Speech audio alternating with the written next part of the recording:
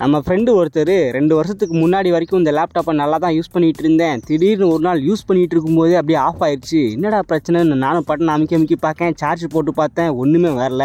கவர்மெண்ட்டில் ஃப்ரீயாக கொடுத்த லேப்டாப்பு இவ்வளோ வருஷம் ஓடினதே பெரிய விஷயம். சரி கழுத போனால் போதுன்னு சொல்லிட்டு நான் அப்படியே வீட்டில் ஓரமாக தூக்கி வச்சிட்டேன். 2-3 வருஷமாக இந்த லேப்டாப் சும்மா தான் இடத்த காத்துக்கிட்டு இருக்கு. அதனால் இன்றைக்கி போகி பண்டிகை அதுமா இந்த லேப்டாப்பை தூக்கி எடைக்கி போட்டு 4 காசு பார்க்கலான்னு சொல்லிட்டு பழையரும் கடத்துக்கு போயிட்டுருக்காரு. அந்த லேப்டாப்பை நம்ம வாங்கி கொடுங்கண்ணே, என்ன பிரச்சனைன்னு நம்ம பார்க்கலான்னு சொல்லிட்டு வாங்கியிருக்கிறோம். ஸோ இந்த மாதிரி பிரச்சனையை நிறைய பேர் ஃபேஸ் பண்ணியிருப்பீங்க. நான் கூகுளில் பார்த்த வரைக்கும் ஏகப்பட்ட பேர் இந்த மாதிரி கவர்மெண்ட் லேப்டாப்பில் நல்லா யூஸ் பண்ணிகிட்டு இருக்கும்போதே திடீர்னு ஆஃப் ஆயிடுது. அதுக்கப்புறம் என்ன தான் பண்ணாலும் இன்னும் ஆன் ஆக மாட்டேங்குது. இந்த மாதிரி பிரச்சனை எப்படி சரி பண்ணுறதுன்னு சொல்லிட்டு நிறைய பேர் கொஸ்டின் கேட்டிருந்தாங்க. ஸோ இன்னைக்கான வீடியோவில் இந்த லேப்டாப்பில் என்ன பிரச்சனை, எதனால் யூஸ் பண்ணிகிட்டு இருக்கும்போது திடீர்னு ஆஃப் ஆச்சு அப்படிங்கிற பிரச்சனையை கண்டுபிடிச்சி அதை சரி பண்ணி ஒர்க்காக வைக்கிறோம். அதுதான் நம்மளோட மோட்டிவ். ஸோ கொஞ்சம் பெரிய ப்ராசஸ் தான், வாங்க என்னதுன்னு பார்க்கலாம். இந்த அம்மா லேப்டாப் பார்த்தீங்கன்னா 2022 2023 அந்த காலகட்டத்தில் கொடுத்தது. அதுக்கு முன்னாடி கொடுத்த வெர்ஷன்லாம் இந்த மாதிரி யூஸ் பண்ணிகிட்டு இருக்கும்போது திடீர்னு ஆஃப் ஆகிற பிரச்சனைலாம் வந்தது இல்லையாமா. பர்டிகுலராக இந்த மாடல் மட்டும் தான் வந்துட்டு இருக்குன்னு நிறைய பேர் சொன்னாங்க. ஓகே, எனிவே நம்ம வந்து கலெக்டிவ் ஒன்றுனா ட்ராக் பண்ணி பார்க்கலாம். நான் திரும்பவும் சொல்கிறேன், நம்ம ஒன்றும் லேப்டாப் டெக்னீஷியன்லாம் கிடையாது. முடிஞ்ச அளவுக்கு ட்ரை பண்ணி அவுட்புட் வர வைக்க பார்க்கலாம். சரி ஓகே, இதை கலெக்டி உள்ளே பார்த்தோம்னா உள்ளே பார்த்தீங்கன்னா mother board, hard disk, RAM slot, அதுக்கப்புறம் பேட்டரி எல்லாமே இந்த மாதிரி தான் இருக்கும். பேட்டரி பார்க்குறதுக்கு அட்டாச்சு பேட்டரி மாதிரியே வச்சுருப்பாங்க. ஆனால் உள்ளே கழட்டி பார்த்தீங்கன்னா அது ஒரு ரிமூவ் பண்ணுற பேட்டரி மாதிரி தான் இருக்கும். ஸோ அதனால் பேட்டரி போச்சு அப்படின்னா பிரச்சனை கிடையாது, மாற்றிக்கலாம். அப்புறம் வந்து அந்த ப்ராசஸரு எல்லாமே பக்காவாக தான் இருக்குது. எதையுமே நோண்டி விட்ட மாதிரி தெரியல.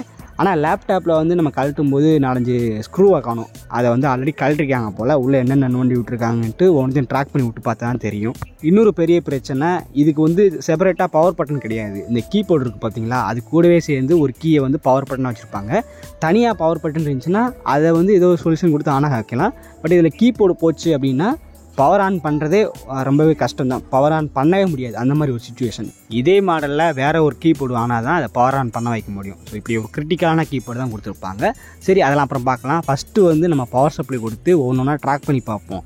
உள்ளே வந்து கரெக்டாக அந்த வோல்டேஜ் வருதா, பாஸ் ஆகுதா அப்படின்னு சொல்லிட்டு அதை ட்ராக் பண்ணாலே ஆல்மோஸ்ட் இடையில என்ன பார்ட்ஸ் போயிருக்கு, எதனால் அதை ஒர்க் ஆகாமல் இருக்குது அப்படின்னு கண்டுபிடிச்சிடலாம்.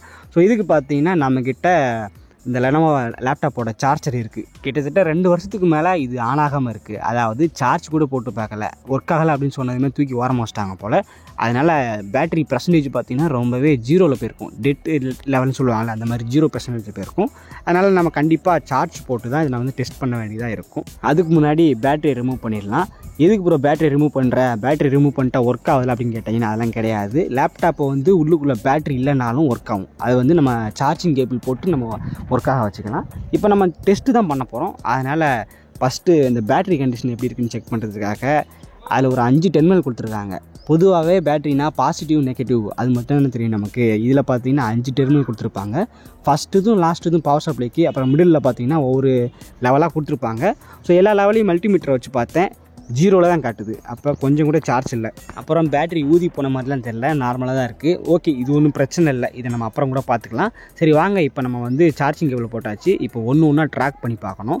அதுக்கு முன்னால் பவர் கேபிளை இன்செர்ட் பண்ணிவிட்டு லேப்டாப்பை ஆன் பண்ண வைக்க ட்ரை பண்ணலாம். அவர் சொன்னார் 2 வருஷத்துக்கு மேலே நான் சார்ஜே போடல, அப்படியே தான் கிடக்கு, ஆனும் ஆகலை ஒன்றும் ஆகலன்னு சொன்னார். ஸோ நம்ம சைடுலேருந்தும் முன்னாடி செக் பண்ணி பார்க்கணும்ல. அதனால் சார்ஜிங் கேபிள் போட்டு நான் பவர் பட்டனை ப்ரெஸ் பண்ணி பார்த்தேன். கீழே வந்து இந்த எல்இடி எரியில், டிஸ்பிளேலேயும் எந்த ஒரு ரியாக்ஷனை காணும். அட்லீஸ்ட் டிஸ்பிளே போச்சு அப்படின்னாலும் கீழே வந்து எல்இடி எரியும். அப்புறம் சைடில் வந்து அந்த ஃபேன் ரன் ஆகிற சவுண்டு, அப்புறம் உள்ளே லைட்டாக ஹீட் ஆகுது, எதுவுமே அந்த மாதிரி ரெஸ்பான்ஸ் எதுவுமே வரல. அப்படி வந்தால் கூட உள்ள வரைக்கும் போகுது அப்படின்னு பார்க்கலாம். ஸோ அந்த மாதிரி எதுவுமே இல்லை, ஒரு டெட் கண்டிஷனில் தான் தெரியுது அது. இப்போ அஃபிஷியலாக நம்ம ஒன்றா ட்ராக் பண்ணுற வேலையை ஆரம்பித்தாச்சு. ஃபஸ்ட்டு பார்த்தீங்கன்னா அந்த சார்ஜிங் கேபிள் கனெக்ட் ஆகுது பார்த்தீங்களா உள்ளே, அதில் ஃபஸ்ட்டு பின்னி லாஸ்ட்டு பின்னி நீங்கள் மல்டிமீட்டர் வச்சு பார்த்தீங்கன்னா அந்த சார்ஜிங் பின்னிலேருந்து போர்டுக்கு இன்புட் வருது அப்படின்னு பார்த்துடலாம். ஸோ இப்போ வந்துன்னா மல்டிமீட்டரில் நமக்கு 19 வோல்டேஜ் காட்டுது. அப்போ சார்ஜர் கேபிள் இருந்து அந்த போர்டோட ஸ்டார்டிங் பாயிண்ட்டுக்கு வோல்டேஜ் கரெக்டாக தான் வந்துக்கிட்டு இருக்குது. சார்ஜர் கேபிள் எந்த பிரச்சனை இல்லை, பின்லேயும் பிரச்சனை இல்லை. ஸோ அதுக்கப்புறம் இங்கேருந்து உள்ளே இருக்கிற ஒரு சின்ன காம்பனண்ட்டுக்கும் கரெக்டாக வோல்டேஜ் போதா அப்படின்னு செக் பண்ணணும். இந்த கெப்பாசிட்டரு, அப்புறம் ஃபிட்டு, டிரான்சிஸ்டரு அப்படின்னு சொல்லிட்டு எக்கச்சக்கமாக இருக்குது. ஃபஸ்ட்டு வந்து 2 கெப்பாசிட்டர் கொடுத்துருக்காங்க, தெரியுதா? இந்த 2 கெப்பாசிட்டியும் செக் பண்ணணும். ஸோ இதுக்காக பாசிட்டிவ் டெர்மினலில் உங்களோட மல்டிமீட்டர் ப்ராப்பாக வச்சுக்கோங்க. அந்த சிவப்பு கலர் வச்சுக்கோங்க பார்த்தீங்களா, அதுதான் பாசிட்டிவ். ஸோ நெகட்டிவ் வந்து கருப்பு கலர். இப்போ கெப்பாசிட்டியில் நீங்கள் ஒத்துன்னு பார்த்தீங்கன்னா தெரியும், கீழே வந்து பாசிட்டிவ் இருக்கும், பின்னாடி பார்த்தீங்கன்னா நெகட்டிவ் டெர்மினல் கொடுத்துருப்பாங்க. ஸோ இந்த மாதிரி நெகட்டிவ் டெர்மினல் பின்னாடி வச்சு பார்த்தீங்கன்னா உங்களுக்கு வந்து மல்டிமீட்டரில் வேல்யூ காட்டும். இங்கே பார்த்தீங்கன்னா நமக்கு வந்து 19 வோல்ட் காட்டுது. அப்போ என்ன அர்த்தம், நம்ம கொடுக்குற அந்த சார்ஜர் இன்புட் வந்து கரெக்டாக கெப்பாசிட்டர் வரைக்கும் வருது. ஸோ 2 கெப்பாசிட்டர் இருக்குல்ல, ரெண்டையும் வச்சு செக் பண்ணி பார்க்கணும். 2 கெப்பாசிட்டர்லையுமே நமக்கு வந்து 19 வோல்டேஜ் வருது. ஆக்சுவலி கெப்பாசிட்டர் எதுக்கு யூஸ் பண்ணுவாங்கன்னா அது ஒரு மெயின் காம்பனண்ட் தான். கெப்பாசிட்டர் போனாலும் நமக்கு வந்து லேப்டாப் ஆன் ஆகாது. ஸோ ஃபஸ்ட்டு அதை செக் பண்ணிட்டோம், அது ஒர்க் ஆகுது. அதுக்கப்புறம் கீழே பார்த்தீங்கன்னா டிரான்சிஸ்டர் ஃபிட் இந்த மாதிரி கலரில் கொடுத்துருக்காங்களே, அதில் ஒன்று வச்சு பார்த்தீங்கன்னா அதுலேயும் கரெக்டான அந்த 19 வோல்டேஜ் வந்து அந்த வழியாக வரணும். அது ஒரு ரோடு மாதிரி, இந்த ரோட்லலாம் இந்த காம்பனண்ட் இருக்கும். ஸோ எல்லாமே கரெக்டாக தான் செக் பண்ணி பார்த்துக்கோங்க. இதில் ஒன்று மிஸ் ஆனால் கூட லேப்டாப் ஆன் ஆகாது. ஸோ எதில் வந்து கரெக்டான வோல்டேஜ் காட்டலையோ அந்த காம்பனண்ட் வந்து போயிடுச்சுன்னு அர்த்தம். ஸோ அதை நம்ம ரீப்ளேஸ்மெண்ட் பண்ணணும். அதை தூக்கி போட்டு வேறு ஒரு காம்பனண்ட் வாங்கி போட்டோம்னா நமக்கு வந்து அது இந்த சொல்யூஷன் ஃபிக்ஸ் ஆகிரும். ஸோ சொல்யூஷன் கிடச்சிரும். அதுக்கப்புறம் வந்து நமக்கு லேப்டாப் ஆன் ஆகிறதுக்கான பாசிபிலிட்டி 100% கிடச்சிரும். பட் நம்ம இங்கே ஒன்றா ட்ராக் பண்ணி பார்த்துட்டு இருக்கிறோம். எல்லாத்துலேயுமே பார்த்திங்கன்னா 19 வோல்டேஜ் வந்துக்கிட்டு இருக்குது. எதுவுமே ஃபால்ட் ஆகலை, எதுவுமே ரிப்பேர் ஆகலை. அப்புறம் எதுக்குள்ள லேப்டாப் ஆன் ஆக மாட்டேங்குது அப்படின்னு தெரியல. ஸோ ஃபஸ்ட்டு இதை நீங்கள் செக் பண்ணிக்கோங்க. நீங்கள் வந்து ஹார்ட்வேர் லெவலில் இதெல்லாம் பார்க்க போகிறீங்க அப்படின்னா இந்த சின்ன சின்ன காம்பனண்ட்டை நம்ம ஃபஸ்ட்டு செக் பண்ணிக்கணும். இதெல்லாம் ட்ராக் பண்ணி முடிச்ச பிறகு அதுக்கப்புறம் நம்ம அப்பர் லெவல் காம்பனண்ட்டுக்கு போகணும். அதாவது ப்ராசஸரு, ரேமு, ஹார்ட் டிஸ்க்கு இந்த மாதிரி காம்பனண்ட் இருக்குல்ல, அதெல்லாம் செக் பண்ணி பார்க்கணும். பட் அதுக்கு முன்னாடி CMOS பேட்டரின்னு ஒன்று கொடுத்துருப்பாங்க, அதையும் செக் பண்ணுறது ரொம்பவே நல்லது. இப்போ நம்ம நெக்ஸ்ட் இதுக்கு மூவ் ஆகலாம். அடுத்து ஒரு சொல்யூஷன் என்னென்னா, இந்த ரேம் இருக்குல்ல அதெல்லாம் கலட்டி கரெக்டாக போடணும். நான் இதுக்கு முன்னாடி நம்ம HP லேப்டாப் இருக்குல்ல அதிலெல்லாம் பார்த்தீங்கன்னா இந்த மாதிரி தான் ஸ்க்ரீன் ஆனே ஆகாது. ஆனால் அந்த கேப்ஸ் லாக் லைட் மட்டும் பிளிங்க் ஆகிட்டே இருக்கும். அதுக்கு என்னடா சொல்யூஷன் சொல்லிட்டு நானும் கூகுளில் நிறையா தேடி பார்த்தேன்.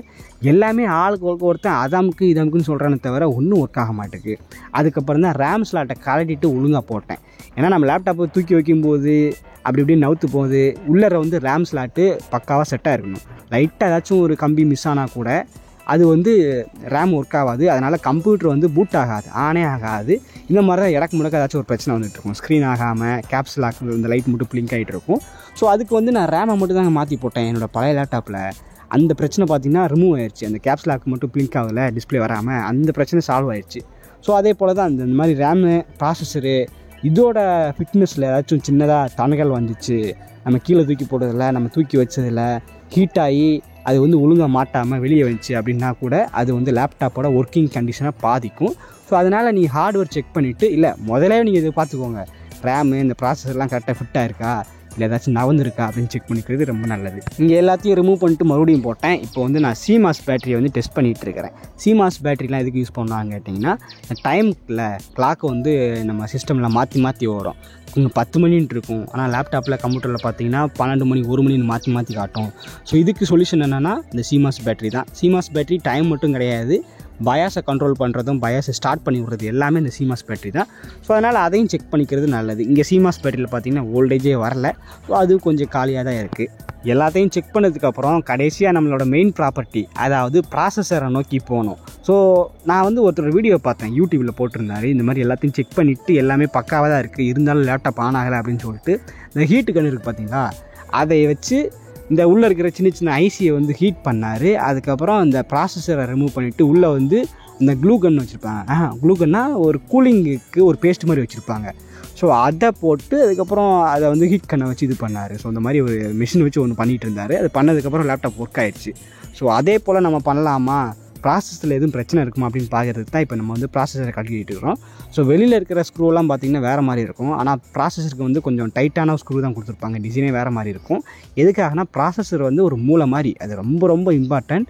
சின்னதாக ஏதாச்சும் கம்பி விட்டு நீங்கள் தவிர்த்து விட்டீங்க, டச் ஆகிடுச்சு அப்படின்னா கூட ப்ராசஸர் போயிடும். இங்கே பார்த்தீங்கன்னா கழட்டியாச்சு. மேலே வந்து காப்பர் இதில் வந்து இந்த மாதிரி கூலிங் பேஸ்ட் வச்சுருப்பாங்க. இந்த கூலிங் பேஸ்ட்டு தான் ரொம்ப நேரம் லேப்டாப் யூஸ் பண்ணும்போது அல்லது மல்டி டாஸ்கிங்லாம் பண்ணும்போது ப்ராசஸர் பார்த்திங்கன்னா ரொம்ப வேலையை பண்ணும்ல, அதனால் பயங்கரமாக ஹீட் ஆகும். ஸோ அந்த ஹீட்டை வந்து அப்படியே கண்டக்ட் பண்ணி காப்பர் மூலமாக வெளியேற்றி அதை ஒரு வென்டிலேஷன் மாதிரி ஃபேன் வச்சுருப்பாங்க. ஸோ அந்த ஃபேன் மூலமாக தான் ஹீட்டெல்லாம் வெளியே வந்துக்கிட்டு இருக்கும். ஸோ அதுக்கு வந்து ஒரு முக்கியமான ஹெல்ப்பை பண்ணுறது இந்த கூலிங் பேஸ்ட்டு தான். ஸோ கூலிங் பேஸ்ட்டு பார்த்திங்கன்னா ரொம்பவே காஞ்சி போயிருக்கு. அது லைட்டாகவாச்சும் ஈரப்பதமாக வச்சுருப்பாங்க. இது 2 வருஷத்துக்கு மேலே யூஸ் பண்ணாமல் போட்டாங்களே, அதனால் குப்பை அடைஞ்சு ஒரு மாதிரி இருந்துச்சு. அதை க்ளீன் பண்ணதுக்கப்புறம் பாருங்கள், உள்ள ப்ராசஸர் இப்படி தான் இருக்கும். இது வந்து AMD ப்ராசஸர். இன்டெல் ப்ராசஸர்னால் அது ஒரு மாதிரி இருக்கும். ஆக்சுவலி இதுக்கு முன்னாடிலாம் பார்த்தீங்கன்னா ரிமூவ் பண்ணுற மாதிரி கொடுத்துருப்பாங்க, கிளிப் மாதிரி இருக்கும். அதை எடுத்து விட்டு அப்படியே ரிமூவ் பண்ணிக்கலாம். ஆனால் இந்த மாடல் லேப்டாப்பில் பார்த்தீங்கன்னா ப்ராசஸர் வந்து அட்டாச்சாக இருக்குது. நானும் இழுத்து பார்த்தேன், வரவே இல்லை. ப்ராசஸர் வந்து அட்டாச்சாக கொடுத்துருக்காங்க. இதை வந்து இந்த ஹீட் கன்று இந்த மாதிரி இருக்குல்ல, அதை வச்சு தான் எடுக்க முடியும் போல். ஸோ ப்ராசஸர் போயிடுச்சு அப்படின்னா நம்மளால் ஒன்றுமே பண்ண முடியாது. இந்த ப்ராசஸரை ரிமூவ் பண்ணிவிட்டு காசு கொடுத்து புது ப்ராசஸரோ இல்லை இந்த மாதிரி வேறு யார்ட்டாச்சும் கவர்மெண்ட் லேப்டாப் இருந்துச்சு அப்படின்னா அந்த ப்ராசஸர் எடுத்தோ அந்த மாதிரி தான் போட முடியும். ஆனால் நம்மக்கிட்ட இந்த மாதிரி ப்ராசஸரை செக் பண்ணுற அளவுக்கு காம்பனண்ட்லாம் கிடையாது. நம்மக்கிட்ட மல்டிமீட்டர் மட்டும்தான் இருக்குது. ப்ராசஸரை ரிமூவ் பண்ணுறதுக்கோ இல்லை ஹீட் பண்ணுறதுக்கோ இந்த ஹீட் கன்று எதுவுமே கிடையாது. அதனால் ஃபர்தராக இதுக்கு மேலே என்னால் ப்ரொசீஜ் பண்ண முடியாது. ஸோ செக் பண்ணுற வரைக்கும் நம்மக்கிட்ட திறமை இருக்கிற வரைக்கும் செக் பண்ணியாச்சு. மல்டிமீட்டரை வச்சு ஒன்று ஒன்று ட்ராக் பண்ணியாச்சு. ஸோ என்னோடய வித்தைகள் எல்லாத்தையும் இதில் புகுத்தி விட்டேன். இப்போ கடைசியாக நம்ம எல்லாத்தையும் மாற்றி விட்டு செக் பண்ண ஓடுதான்னு செக் பண்ணலாமா? 100 10,000 வரைக்கும் இருக்குது. அப்பா 100 இருக்கா?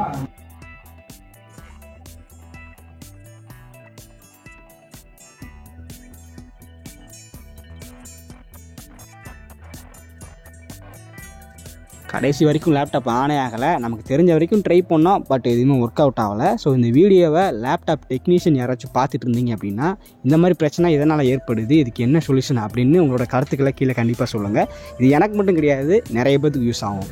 அப்புறம் என்னப்பா இந்த லேப்டாப் தூக்கி கீழே தான் போடணுமா, வேஸ்ட்டா அப்படின்னு கேட்டிங்கன்னா அதெல்லாம் கிடையாது. உள்ள ரேம் நல்லா இருக்குது, ஹார்ட் டிஸ்க் நல்லா இருக்குது.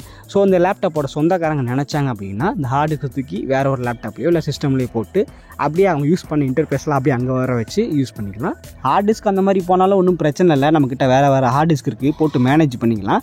பட் இந்த லேப்டாப் பார்த்திங்கன்னா நம்ம கையில் மாட்டிக்கிச்சு. அதனால் கண்டிப்பாக இதுக்கு எப்படியாச்சும் உயிர் கொடுத்தே ஆகணும். ஸோ இந்த வீடியோவில் நம்ம பேசிக்ஸ் மட்டும் தான் பார்த்துருப்போம். அடுத்த வீடியோவில் இந்த கிரிட்டிக்கலான சுச்சுவேஷனை எப்படி ஃபைன் பண்ணி அதுக்கு சொல்யூஷன் கொடுக்குறதுன்னு கண்டிப்பாக நம்ம வந்து வீடியோ போடுறோம். இதுக்கு இடையில வந்து நான் நிறைய பேர்கிட்ட கலந்துரையாடி ஹெல்ப் கேட்க வேண்டியிருக்கு. முக்கியமாக நம்ம நண்பர் ராஜாஸ்ரீ அந்த யூடியூப் சேனல் இருக்கார்ல, அவர் நல்ல ஃப்ரெண்டு தான் எனக்கு. ஸோ அவர்கிட்ட கேட்கணும். முடிஞ்சால் பெரிய பெரிய யூடியூபர்கிட்டையும் ஹெல்ப் கேட்டு இந்த பிரச்சனைக்கு ஒரு சொல்யூஷன் கண்டுபிடிச்சி போடலாம். ஸோ இது வரைக்கும் தேங்க்ஸ் ஃபார் வாட்சிங். மீண்டும் ஒரு நல்ல வீடியோவில் மறுபடியும் சந்திக்கலாம். பாய் பாய்.